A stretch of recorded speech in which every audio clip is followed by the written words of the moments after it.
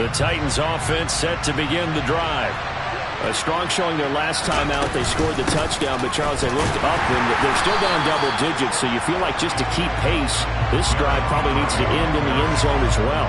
Yeah, and I think the best move for them is to not worry about how far they are down on the scoreboard, but to just remember the last drive and how it ended.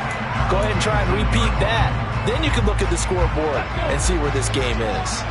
Officially nothing on that last run. They'll try again, 2nd and 10. Second down, Willis looks to throw here. Try to get it to Williams, but it's intercepted. And the Colts are going to take possession of the football. Unfortunately for him, if last week was any indication, we knew a pick was coming at some point. Last week it was interception after interception, and here we go again. We actually quit counting last week at a certain point because I thought I was going to run out of fingers, all right, because I'm not all that skilled as a mathematician. But you're right. It felt like a matter of time, and you got to think the guys on defense, they couldn't wait for this opportunity after what they saw on tape. Partner, this is almost an unwinnable spot for a defense. They have to come right out for a 1st and goal trying to stop them. But let me hold on a second. Let me take that back real quick. They can win here if they force a field goal try. Still a long ways away from that happening, but that has to be what they're thinking right now. A quick throw there going to be batted away and incomplete. Quarterbacks work all the time on manipulating a defense with their eyes and their head movement. In this case, he just stared the receiver down. That allowed for excellent coverage, able to knock that one away. Now, they'd really like to make the short field pay off. We'll see if they can, but this is 3rd and goal. And he takes it into the end zone across the chalk. Now, there is a flag down, but I think that's offsides on the defense. Yeah, I think that's going to stand, partner. Now the try here for the point after.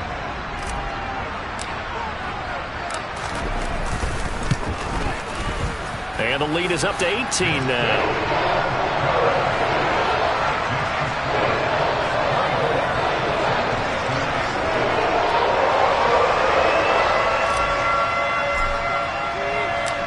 The kickoff team on the field now as they will send this one away. Taken in at the 3. And he had no room to run as he's tackled down inside the 20.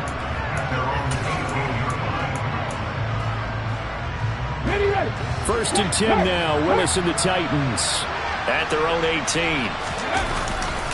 He'll start with a give to Henry.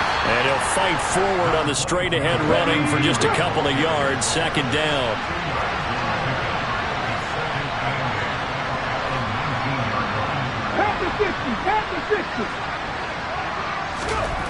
Throwing on 2nd and 8.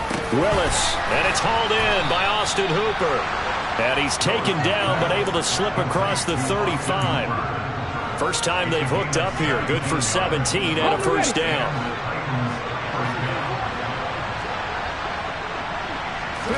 First and 10, Willis. He'll buy some time right. The improv on the scramble there gets him 6, and it'll be 2nd down. I think the defense surprised him there with that blitz on 1st down, but give him credit. Stayed cool under pressure and still found a way through the extra rushers for positive yardage. Well done. The handoff, running left, Henry powers through it. And he'll work it across midfield inside the 45. 1:58 left to play till we hit halftime. So the 14 yards actually takes him from 143 to the other for 1st and 10. They'll run it again with Henry. And he'll fight forward on the straight-ahead running for just a couple of yards. 2nd down. Well done to sniff that out defensively. He had it diagnosed pretty quickly. I love that description because diagnosed is perfect on that one. Read his keys, made the play, and he couldn't even get going moving the football.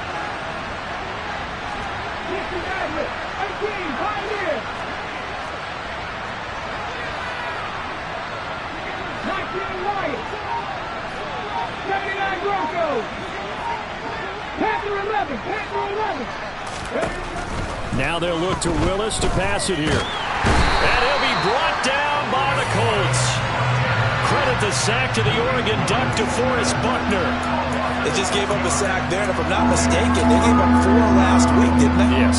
And just looking really porous, aren't they? They really are, and I'm wondering if I'm going to have to start thinking about keeping the tight end in, maybe a back, someone to help assist, because right now, the quarterback's been getting hit a lot in the last couple of games. Under pressure, and they got to him again.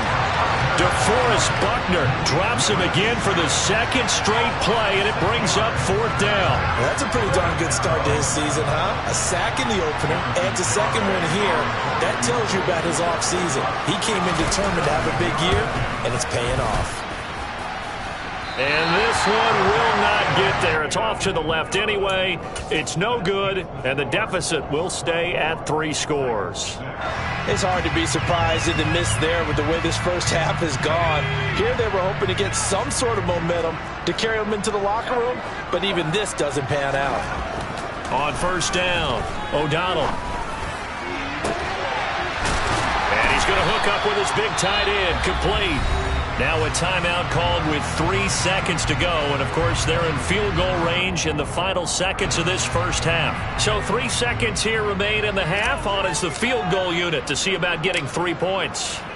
From the right hash here, should be an easy one.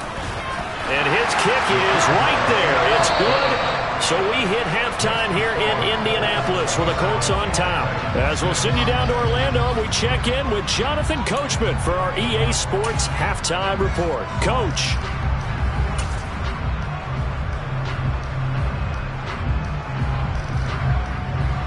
And we welcome you back live now inside the booth alongside Charles Davis. I'm Brandon Gaudin, set and ready to rock for the 3rd quarter. The Titans going to get the ball to start the second half, and they trail here as we get back to it on EA Sports. And this will not be returnable. It's out of the back of the end zone for a touchback.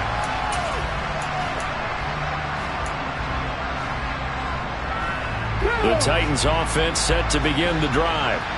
And you have to think, Charles, down 3 scores already, they need to play an almost perfect second half to have a solid chance. And that absolutely starts with finding some way to put together a touchdown drive here. They need to be smart, fast, efficient, get the ball to the end zone, and do it again multiple times in order to have a chance to win this game. This drive starting off on the right foot, 18 yards. 10th carry now for Derrick Henry. And he'll be brought down, losing yardage back at the 40. Call it a full 3 yards in the wrong direction there. Brings up 2nd down. I like the strategy. Extra tight ends, extra beef. They want to run the football, but that means they probably want to run it inside. If you get strung out on the perimeter, you're in peril. Yeah, we saw the result, negative yardage. Now on 2nd and 13. Willis. Into a sea of defenders and intercepted. And the Colts are going to take possession of the football. Well, they're certainly in a bad way right now. Not so bad that you can call this one over already, but bad enough that you know you can't toss an interception to open the second half. This just ratchets up the pressure on this team's defense right now. Throwing to start the drive. O'Donnell to the right side, complete to Taylor. And he's going to be taken down at the 28-yard line.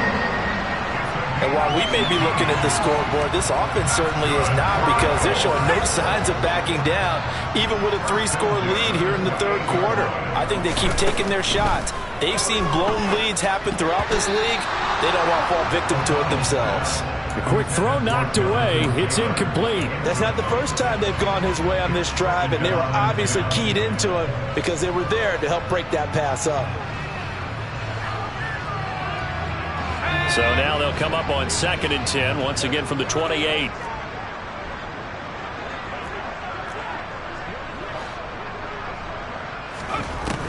To throw again, O'Donnell. And this throw incomplete. Now the defender all over him that time, but it's going to lead to 3rd down. Oftentimes when you're losing a game and the team's still throwing with this kind of a lead, you start playing a little more physically. And they took that opportunity right there to be extremely physical and force that incompletion. Back to throw again. He'll get this off to Taylor.